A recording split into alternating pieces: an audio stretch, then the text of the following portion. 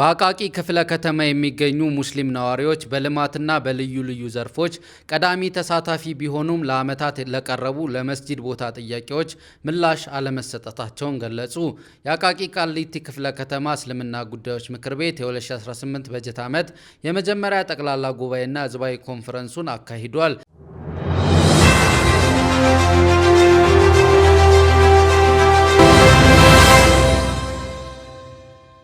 በዚህ መድረክ ላይ የተገኙ ነዋሪዎች በመስጂድ እጦት ምክንያት እየገጠማቸው ያለውን እንግልት በዝርዝር አቅርበዋል። ነዋሪዎቹ እንደገለጹትም ከሆነ በክፍለ ከተማው በአንዳንድ ወረዳዎች ምንም አይነት የመስጂድ ቦታ ባለመኖሩ ለተለያዩ ችግሮች እየተጋለጡ ይገኛሉ። አሁን እኛ እድሜ ገፋ ያለ ሰዎች 5 ወቅት ቀኑን እንሰግዳለን፣ ማታውን ግን ጨለማ ነው።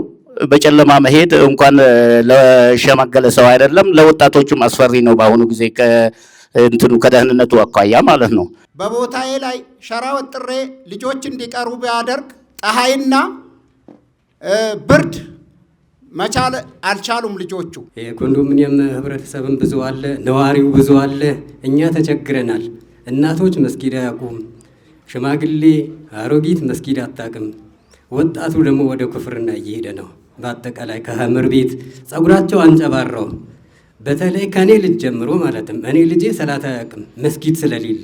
ለዘመናት የተሰጡ ቦታዎች እንኳን ሊከበሩ አልቻሉም፣ እንኳን አዲስ ሊሰጠን። የአቃቂ ቃሊቲ ክፍለ ከተማ እስልምና ጉዳዮች ምክር ቤት ዋና ስራ አስፈጻሚ ሼህ ሙሐመድ ጠዮ በበኩላቸው የመስጂድ ቦታ ጥያቄ ለሚመለከታቸው አካላት በተደጋጋሚ ጊዜ ቢቀርብም አንዳንድ የመንግስት መዋቅር ላይ ያሉ አካላት ጥያቄውን መመለስ አይፈልጉም ብለዋል። መሐንዲሶቹ ራሳቸው ይሄዳሉ፣ እኛ በል ከፍለን ይሰራሉ። ከዛ በኋላ እዛ ይሄዱና ለሌላ አካል ጥቆማ ያካሂዳሉ። በጥቆማው መሰረት ለሌላ አካል መሬቱ ሲሰጥ እናያለን። እንዲህ አይነት አካሄዶች ተገቢ ስላልሆነ ይሄንን አካሄድ በተለይ ባለሙያዎች ሙያዊ ስነ ምግባራቸውን ጠብቆ መስራት አለባቸው እንጂ ለአንዱ ሃይማኖት ማድላት ወይንም ለአንድ ባለሀብት ማድላት ተገቢ ስላልሆነ እንዲህ አይነት የሚሰሩ ባለሙያዎችንም እኛ እንደ እስልምና ምክር ቤት የምናወግዘው ነው መሆነው። ይሄንን መንግስት ጉዳዩን አይቶ እንዲያስተካክልልን ጥያቄያችንን እናቀርባለን ማለት ነው።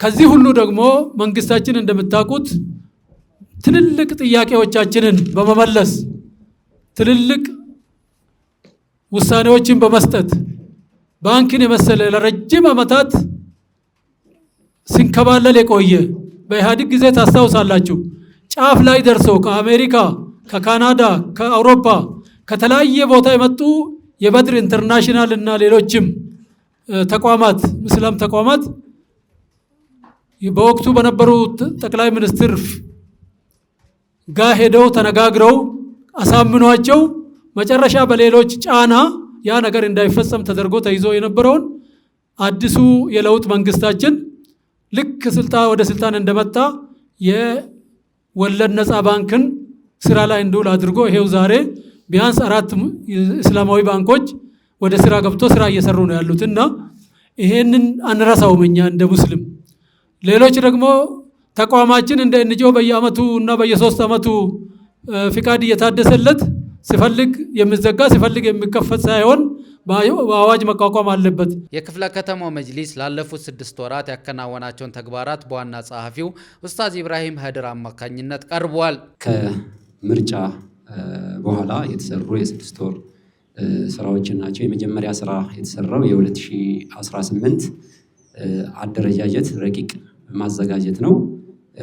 በቀጣይ የመስጂዶች እንደዚሁም ደግሞ የመድረሳዎች የመቃብር ቦታዎችን አቀናጅቶ ዝግጁ ማድረግ ሲሆን እንደዚሁም የዑለማዎች የዱዓቶችን እና የኢማሞችን መረጃ ከነሙሉ ፕሮፋይላቸው ተደራጅቷል።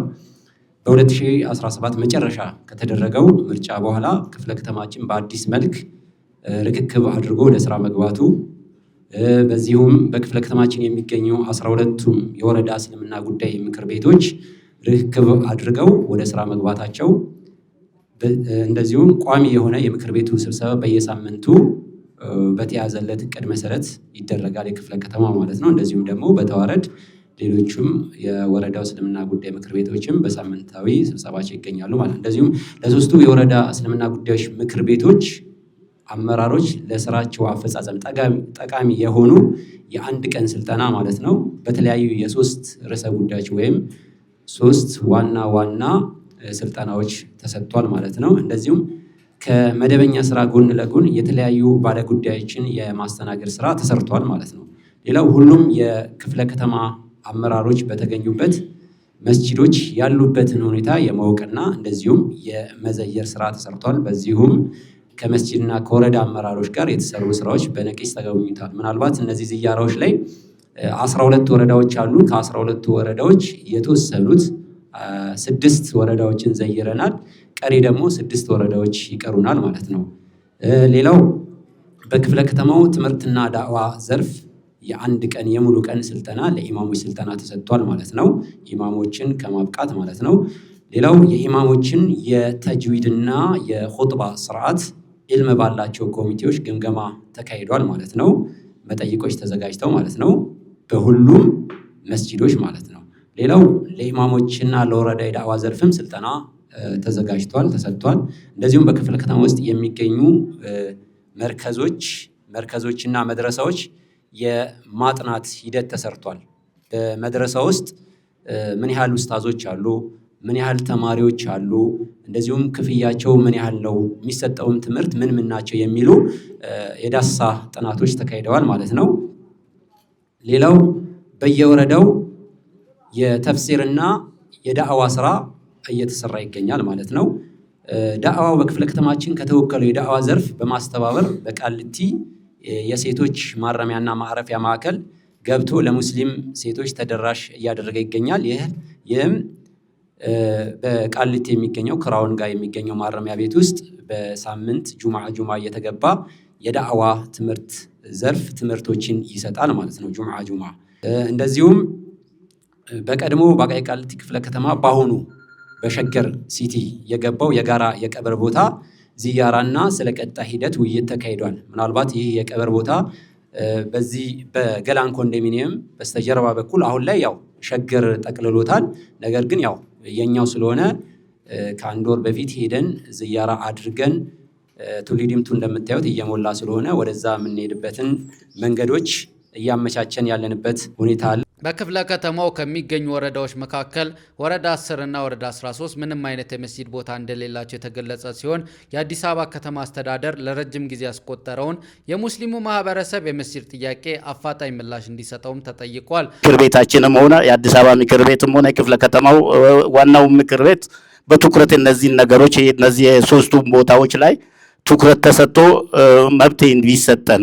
ውድና የተከበርከው ሃሩን ሚዲያ ሆይ በፈለግከው መልኩ ከ60 ሚሊዮን ውስጥ አንዷ ሴት እናት እኔ ነኝና በፈለግከው መልኩ ለውድና ለተከበረው መንግስታችን ችግራችንን እንድታቀርብልን አደራ እልሃለሁ። ሃሩን ሚዲያም በቦታው በመገኘት ያጠናቀርንላችሁ ዘገባ የተከታተላችሁትን ይመስል ነበር። ወሰላሙ አለይኩም ወራህመቱላሂ ወበረካቱ።